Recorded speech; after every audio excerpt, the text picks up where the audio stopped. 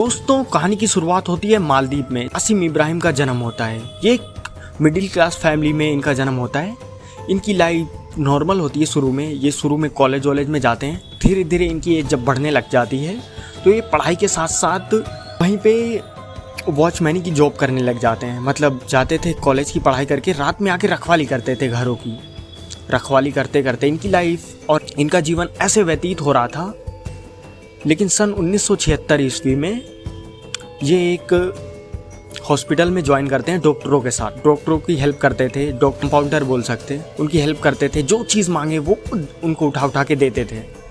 और ये जॉब किया करते थे ये कासिम कुछ दिनों के लिए। ये जॉब करते करते उनकी लाइफ अच्छी चल रही थी। लेकिन सन 1973 ईस्वी में ये भी जॉब छोड़ देते हैं। इनका मन नहीं लगता ज़्यादा इस जॉब को करने में। अभी इनकी पढ़ाई कंटिन्यू थी, मतलब लगातार पढ़ाई आगे करते हुए जा रहे थे। साल तो कुछ नहीं करते, मतलब ऐसे घूमते टहलते रहते हैं, किताबें पढ़ते रहते हैं कि मैं क्या करूं, किस चीज़ से इनकम मेरी हो, कैसे लाइफ आगे बढ़े। 1974 ईस्वी में मालदीव में ही एक गवर्नमेंट जॉब मिलती। मतलब जैसे हमारे यहाँ पे राशन बंटता तो राशन जहाँ पे आता तो उस टाइप का उनको जॉब मिलती। मैनेजर के पोस्ट पे वहाँ पे लगते ये। मतलब सारा चीज़ लिखते थे, कहाँ पे कितना जाएगा, कहाँ पे क्या चीज़ ऐसे राइज वाइज होएगा। तो इनको अच्छी खासी सैलरी मिल रही थी। तो इनकी लाइफ कुछ दिनों तक काफ़ी सही चल रही थी। 2-3 साल तक ये जॉब करते हैं ये। इनके पास जब अच्छे खासे पैसे हो गए थे तो सन 1976 ईस्वी में ये भी जॉब छोड़ देते हैं। तो कासिम अपना खुद का एक फैक्ट्री डालते हैं छोटी, जिसमें ये चावल खरीद के किसानों से अपनी ब्रांडिंग करके राइस और तंबाकू ये सारी चीज़ अपनी ब्रांडिंग करके बेचते थे। इस चीज़ की शुरुआत की तो इनका बिजनेस काफ़ी अच्छा चला, जिससे इनकी इनकम काफ़ी अच्छी हुई, जिससे इनका कॉन्फिडेंस भी बिल्ड हुआ। जब इनका कॉन्फिडेंस बिल्ड हुआ और इनके पास अच्छे खासे पैसे हो गए तो ये क्या करते हैं, कुछ पैसे SBI से लोन लेते हैं, सेंट्रल बैंक ऑफ इंडिया से, लगभग $2000 के करीब। और इनके पास पहले से पैसे इकट्ठा थे। उस सारे पैसों को मिला के एक छोटी सी शिप खरीदते हैं, जिससे ये फ़िश हंटिंग कर सके। उस समय वहाँ पे मछलियों की डिमांड काफ़ी ज़्यादा थी, तो ये फ़िश हंटिंग के बिजनेस में घुसना चाहते थे। तो इन्होंने शिप खरीदी और इनके पास जो भी काम करते थे उनको ये भेजते थे वहाँ पे समुद्री इलाकों में। तो ये जाते थे, सारे फ़िश पकड़ के लाते थे और बेचते थे। इस चीज़ में भी इनको काफ़ी ज़्यादा प्रॉफिट हो रहा था। लेकिन उसी बीच इनको पता लगता है कि ऑयल इंडस्ट्री जो है मालदीव में भी बिल्ड हो रही है और इसको इम्पोर्ट करने में अभी कोई कूदा नहीं है इस बिज़नेस में। तो ये क्या करते हैं, ये फ़िश हंटिंग वाला बिज़नेस ख़त्म करके उसी शिप को कार्गो शिप बना देते हैं। तो ये कच्चा तेल दूसरी कंट्रियों से लाते थे और खुद ही मैन्युफैक्चरिंग करके उसको तेल पेट्रोल पंप पे ऐसे बेचते थे। अब इनकी लाइफ में लगातार ये ग्रो करते हुए जा रहे थे। जब इतना ज़्यादा इनका बिजनेस बड़ा होता जा रहा था, आता है टाइम 1986 ईस्वी के करीब।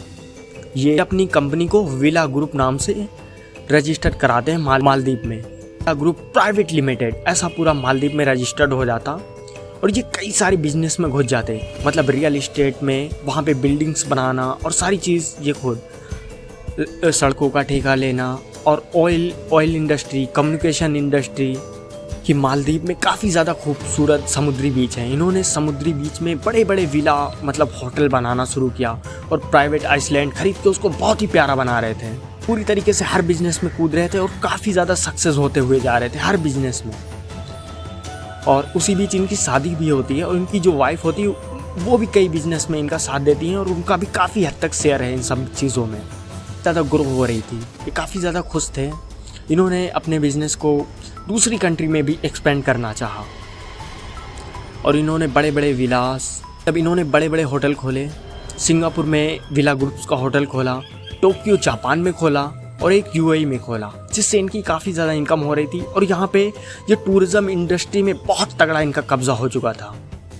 वहाँ के एक रिचेस्ट मैन में आने लग गए थे अब। लेकिन जो पॉलिटिकल लोग थे इनको काफ़ी ज़्यादा परेशान कर रहे थे काफ़ी चीज़ों में, टैक्स में और इन सारी चीज़ों में। पार्टी होती है PMDK, ये दूसरी अपोजिट पार्टी होती है जिसकी सरकार होती है। तो ये अब पॉलिटिक्स में भी इंटरेस्ट लेने लग गए थे कि अगर हमारी मतलब सरकार में भी थोड़ा बहुत ऐसे वो होएगी हिस्सेदारी तो हमें परेशान नहीं कर पाएंगे ये लोग। तो ये दूसरी पार्टी को सपोर्ट करते हैं। 2001 के करीब ये जीतते भी हैं, पार्लियामेंट मेंबर में बन जाते और लेकिन इनकी सरकार नहीं बन पाती। और धीरे धीरे इनका बिजनेस काफ़ी ज़्यादा ग्रो करता हुआ जा रहा था और टाइम बीतता हुआ जा रहा था। जब 2008 आता है तो इनके ऊपर आरोप लगता है कि इन्होंने दूसरी पार्टी को फंडिंग किया, मतलब पैसा दिया काफ़ी ज़्यादा, जिसकी वजह से इनको जेल में भी जाना पड़ा था काफ़ी दिनों तक। तो इनके बिजनेस में थोड़ा सा फ़र्क आया था, लेकिन फिर इनको कुछ दिन एक आध मंथ जेल में रखने के बाद छोड़ दिया गया था। और उस टाइम कोरोना का वो आया तो हमारे इंडियंस भी काफ़ी ज़्यादा इनके वहाँ पे काम कर रहे थे, मालदीव्स में, इनके विला ग्रुप्स में।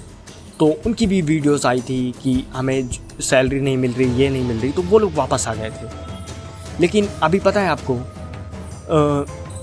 मालदीव के सबसे ज़्यादा रिचेस्ट मैन के सबसे ज़्यादा अमीरों में इनका नाम आता है सबसे ऊपर, कासिम इब्राहिम का।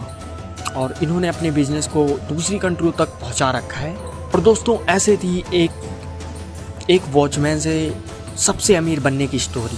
थैंक्स फॉर वॉचिंग दोस्तों, लाइक सब्सक्राइब करके जाना। मिलते हैं फिर